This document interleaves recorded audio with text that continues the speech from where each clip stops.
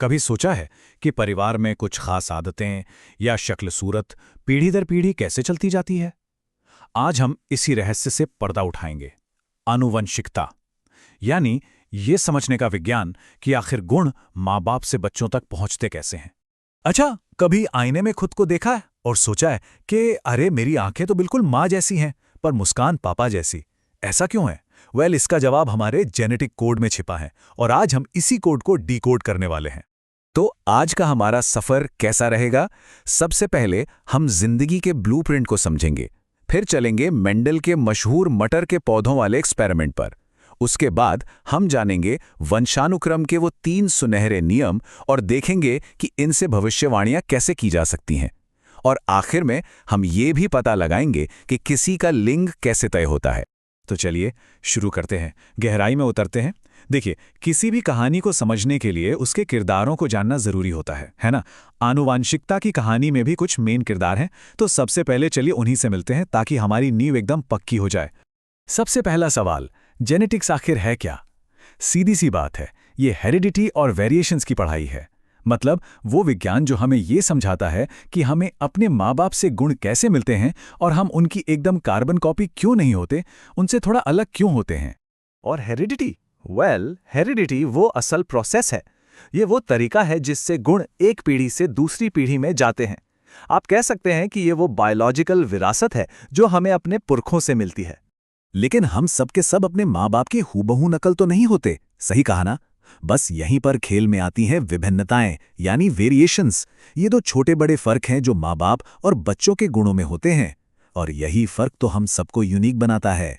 अब यहाँ एक बहुत मजेदार बात है, सारी विभिन्नताएं एक जैसी नहीं होती। एक होती हैं सोमैटिक वेरिएशंस।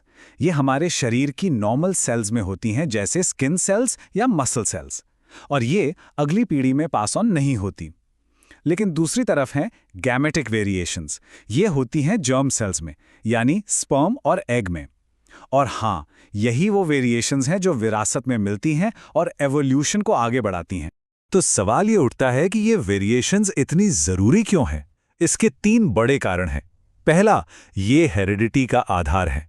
दूसरा, यही तो एवोल्यूशन यानी विकास की नींव रखती हैं।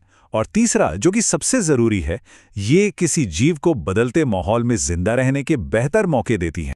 चलिए अब मिलते हैं उस इंसान से जिसने सबसे पहले इन रहस्यों से पर्दा उठाया था। नाम है ग्रेगर मेंडल, जिन्हें आज हम सब फादर ऑफ जेनेटिक्स के नाम से जानते हैं। मेंडल ने अपने एक्सपेरिमेंट्स के लिए चुना बगीचे के मटर को। अब आप सोचेंगे, मटर ही क्यों? भाई, ये पौधा उनके काम के लिए बिल्कुल परफेक्ट था। सोचिए जरा, इसकी लाइफ साइकिल छोटी है, मतलब नतीजे जल्दी मिलेंगे। ये ढेरों बीज पैदा करता है, यानी एक बड़ा सैंपल साइज। इसमें सेल्फ पॉलिनेशन होता है, जिससे गुणों को कंट्रोल करना आसान है। और सबसे बड़ी बात, इसमें कई ऐसे गुण थे जो बिल्कुल साफ साफ 2 अलग अलग रूपों में दिखते थे। तो मेंडल ने 7 अलग अलग कैरेक्टर्स पर फोकस किया, और हर कैरेक्टर के 2 बिल्कुल ऑपोजिट रूप थे। जैसे तने की ऊंचाई, या तो पौधा लंबा होगा या फिर बौना। फूल का रंग, या तो बैंगनी या फिर सफेद। बीज का कुछ नहीं। इन्हीं साफ सुथरे गुणों की सिस्टमैटिक स्टडी नहीं तो मॉडर्न जेनेटिक्स की नींव रखी। तो मेंडल के इन एक्सपेरिमेंट से निकले 3 फंडामेंटल नियम। आइए अब उन्हें देखते हैं। ये वो सिद्धांत हैं जो बताते हैं कि गुण असल में एक पीढ़ी से दूसरी पीढ़ी तक सफर कैसे करते हैं। पहला नियम है लॉ ऑफ डोमिनेंस। इसे ऐसे समझिए, हर गुण के लिए जीन के 2 वर्जन होते हैं, जिन्हें हम एलील कहते हैं। अब ये नियम कहता है कि अगर ये दोनों एलील अलग अलग हों तो उनमें से एक, जिसे हम डोमिनेंट या प्रभावी कहते हैं, वो दूसरे पर हावी हो जाएगा और बाहर से देखने पर सिर्फ वही दिखेगा। दूसरा वाला एलील यानी अप्रभावी वाला मौजूद तो रहेगा पर छिपा हुआ। दूसरा नियम है लॉ ऑफ सेग्रीगेशन। ये बहुत ही सिंपल है। जब कोई जीव गैमीट यानी जनन कोशिकाएं बनाता है, तो हर गुण के लिए जो 2 एलील का जोड़ा होता है ना, वो एक दूसरे से अलग हो जाता है। इसका सीधा सा मतलब है कि हर गैमीट को हर गुण के लिए सिर्फ एक ही एलील मिलता है। और तीसरा है लॉ ऑफ इंडिपेंडेंट असॉर्टमेंट। ये थोड़ा और आगे जाता है। ये बताता है कि अलग अलग गुणों के जो अलील के जोड़े हैं, वो एक दूसरे से बिल्कुल आजाद होकर इंडिपेंडेंटली अलग होते हैं। मतलब पौधे की लंबाई वाला गुण बीज के रंग वाले गुण की विरासत पर कोई असर नहीं डालेगा। सब अपना अपना रास्ता चुनते हैं। तो ठीक है, नियम तो समझ लिए, पर इनका असली इस्तेमाल क्या है? चलिए अब देखते हैं कि जेनेटिक क्रॉस की मदद से हम गुणों की भविष्यवाणी कैसे कर सकते हैं और मेंडल के इन सिद्धांतों को एक्शन में देखते हैं। सबसे पहले देखते हैं मोनोहाइब्रिड क्रॉस। यहां हम सिर्फ एक गुण पर फोकस कर रहे हैं। मान लीजिए पौधे की लंबाई। इन नोट्स में देखिए, जब एक शुद्ध लंबे पौधे का क्रॉस एक शुद्ध बौने पौधे से कराया गया, यह है पी जेनरेशन, तो पहली पीढ़ी यानी F1 में सारे के सारे पौधे लंबे निकले। ऐसा क्यों हुआ? बिल्कुल सही, लॉ ऑफ डोमिनेंस की वजह से। लेकिन असली मजा तो तब आया जब F1 पीढ़ी के इन पौधों का आपस में क्रॉस कराया गया। जो दूसरी पीढ़ी F2 आई, उसमें हमें दो तरह के रेशियो मिले। पहला फिनोटाइपिक रेशियो, यानी जो बाहर से दिख रहा था, वो था 3 लंबे पौधे और एक बौना पौधा, 3:1 का रेशियो।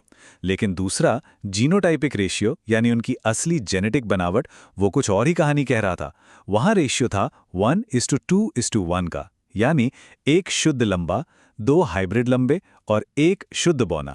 चलिए अब लेवल थोड़ा बढ़ाते हैं। ये है डाई हाइब्रिड क्रॉस। जैसा कि इन नोट्स में दिखाया गया है, यहां हम एक साथ दो गुणों को देख रहे हैं, जैसे बीज का आकार गोल है या झुर्रीदार और बीज का रंग पीला है या हरा। अब सवाल यह है, क्या एक गुण की विरासत दूसरे पर असर डालती है? और जो रिजल्ट आया वो कमाल का था। हमें एक क्लासिक 9:3:3:1 का रेशियो मिला, यानी 9 थे गोल और पीले, 3 थे गोल और हरे, 3 थे झुर्रीदार और पीले और सिर्फ एक था झुर्रीदार और हरा। ये नतीजा मेंडल के तीसरे नियम लॉ ऑफ इंडिपेंडेंट असॉर्टमेंट को एकदम पक्का कर देता है कि भाई दोनों गुण एक दूसरे से आजाद होके ही विरासत में मिले हैं। चलिए अब जेनेटिक्स के एक बहुत ही खास और पर्सनल एप्लीकेशन की तरफ बढ़ते हैं। ये कैसे तय होता है कि किसी जीव का लिंग क्या होगा? सेक्स डिटर्मिनेशन वो प्रोसेस है जिससे किसी बच्चे का लिंग तय होता है, और ये ना एनवायरमेंटल फैक्टर से भी हो सकता है और जेनेटिक फैक्टर से भी।